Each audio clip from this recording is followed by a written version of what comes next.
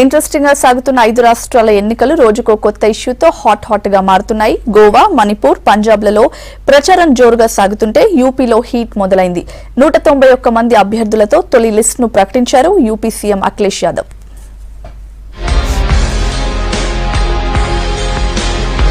ఐదు రాష్ట్రాల ఎన్నికలకు సమయం దగ్గర పడుతున్న కొద్దీ political weather హీటెక్కుతోంది.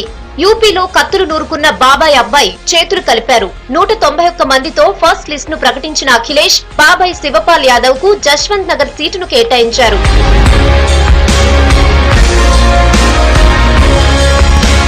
SP first list ప్రకటనతో మహాకూటమిపై ఆలోచనలు ఆగిపోయినట్లే అంటున్నారు విశ్లేషకులు. ఇక కాంగ్రెస్ తో దోస్తాన పైన ఎటూ తేల్చడం లేదు ఎస్పీ లీడర్స్. అయితే ఫస్ట్ లిస్ట్ మాత్రమే రిలీజ్ అయినందున ఇంకా కాంగ్రెస్ తో పొత్తుపై క్లారిటీ రావచ్చని చెప్తున్నారు.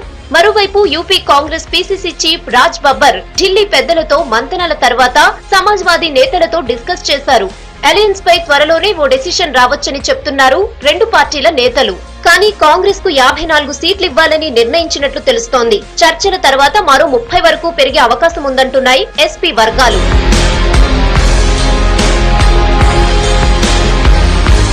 పంజాబ్ ఎన్నికల ప్రచారంలో బిజీగా ఉన్న కాంగ్రెస్ నేత నవజోత్ సింగ్ సిద్ధు నేరుగా ముఖ్యమంత్రి ప్రకాష్ సింగ్ బాదల్ కుటుంబాన్ని టార్గెట్ చేశారు. ఆయన కుటుంబీకులు కోట్ల రూపాయలు ఖర్చు పెట్టి భారీ భవంతులు నిర్మించారని, పంజాబ్ ను తాకట్టు పెట్టి బాదల్ లబ్ధి పొందారని ఆరోపించారు.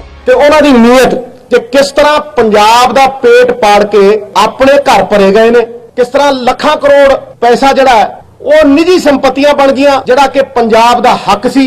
सूबे देख लो बंगाल, तमिलनाडु, केरला, उन्हां दे नाल तुलनात्मक स्तर दे उत्ते तुहानूं मैं दस दूं भी इन्हां ने किद्दां पंजाब नूं वेच के अपने घर भरे है। भुखा रज जांदा बाई जी, भुखड़ नहीं रजदा।